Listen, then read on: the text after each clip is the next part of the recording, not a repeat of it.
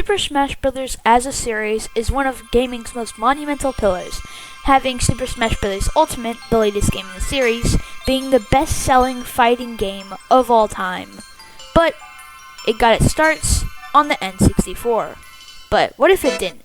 What if, instead of the N64, the SNES was the starting place of the gaming series known as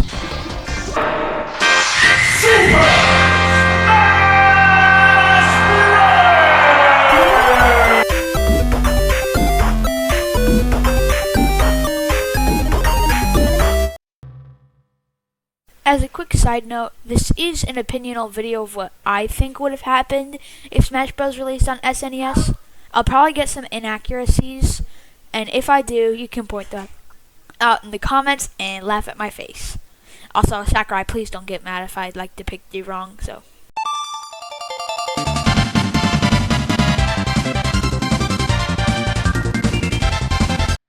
After Sakurai finished development on Kirby Superstar, he looked at the recently released Street Fighter II Turbo and Tekken 2 and saw the skill gap between the players.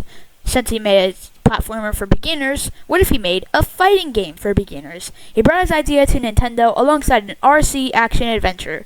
But with Kirby's Dream Land 3 being cancelled and the RC game being too niche, he started development on the game. But he didn't have any characters. As a joke, one of the developers put Kirby in the game and made him fight the mannequins, and Sakurai loved it. If he decided to use Nintendo characters instead of fighting mannequins, he would boost the popularity of the game majorly.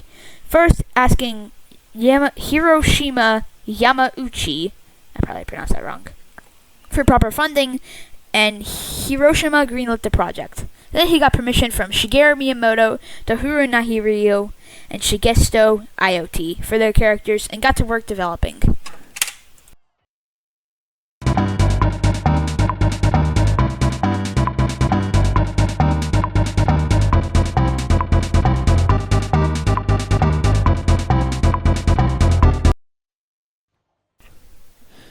Sakurai wanted to keep in mind to make this a fun experience no matter the skill level, with all characters being balanced but fun and competitive. We'll touch on that later.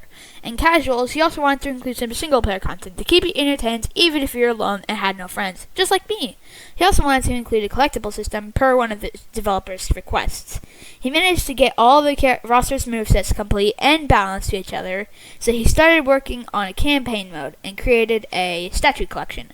Though there are only 50 of the statues, they are collected by completing challenges, completing the bonus games, or adventure mode. This marked the first appearance of the iconic Smash Bros. Trophy, making its release almost a decade before Melee.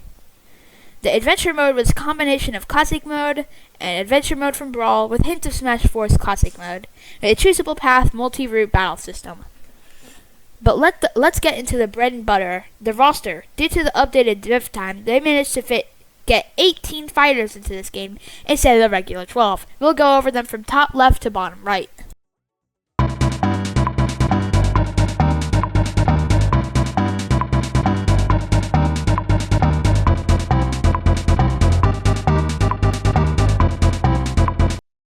The roster goes as follows. There's of course Mario, Donkey Kong, Link, Samus, Yoshi, Kirby, Fox, and Luigi. Now, all you Pokemon fans might be wondering, where the crap is Pikachu and Jigglypuff? Newsflash, they're not here. Yeah, none of the Pokemon are here. And before you click off the video, there's a reason. It's because this game was released 1996-ish, and Pokemon was released in 1998. So, in terms of newcomers, the first one is Bowser.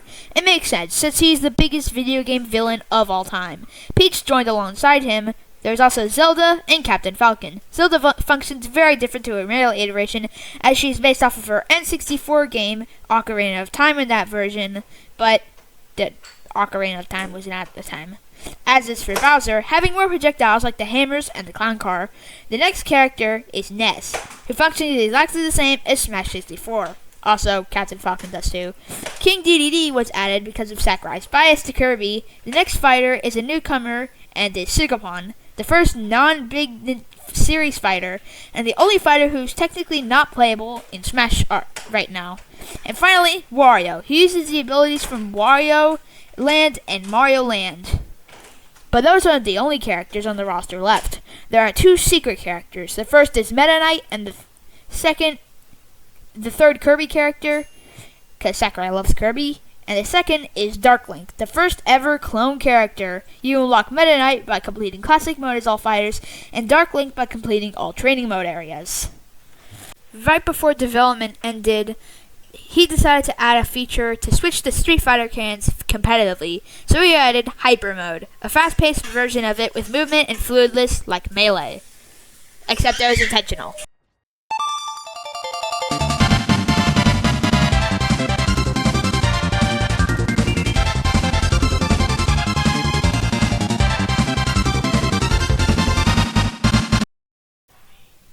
The game received Game of the Year title, and fans praised it. Its level to start by high skill in hyper mode. They also praised the roster for its stellar inclusion of characters, and after Meta Knight and Dark Link were discovered, rumors were spread that Tomb Raider was in the game. Of course, she was not. The new tier list was about like this. All former characters are still in their regular positions, with Kirby being the best and Luigi being the worst. Bowser was cool, but not very practical in tournament settings due to his very punishable up B, and landed in 17th place in C tier. Peach has the float ability and turn-ups, leading to crazy combos in turbo mode, and was devastating A tier in 4th. Zelda was a light grappler, zoner, trapper fusion, making her surprisingly versatile at B tier in 9th. King Dedede was an oddball, but didn't mix very well with the meta, but he had 6 jumps and up B alongside many heavy-hitting moves. But that didn't make him up for his huge hurt box and easy combo potential, putting him in 14th. Sikapon was the absolute weirdest and best fighter in the meta. Unpredictable projectiles and funky moves also put him very high in the tier, at 3rd place, in a tier Wario was another weird character, but not in a good way. His move was slow and clunky, and it did not make up, but it did start a new meta of bash canceling, making him the new character in the meta at 10th place. Dark Link wasn't very good, since he was about the same as Link, but Meta Knight, it's basically Brawl. Crazy movement with all roads leading back to stage, and insane aerial combos, making him the best character in the game.